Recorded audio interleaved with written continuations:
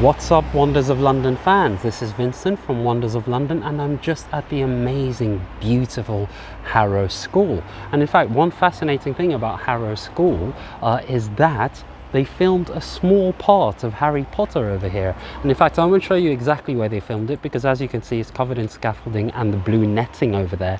So they are doing repair works on the building where they filmed a short scene from Harry Potter.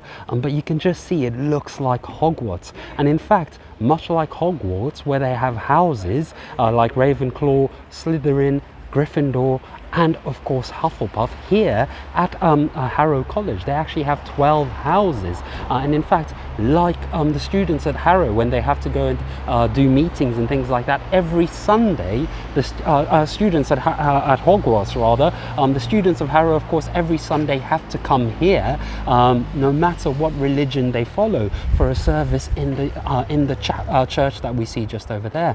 So it is quite an interesting place, and of course this school rivals that of Eton, where Harry and William, the princes, studied. In any case, I do hope you've enjoyed this short little video of Harrow School. Do have a lovely morning, afternoon, evening, etc., wherever you are. Bye.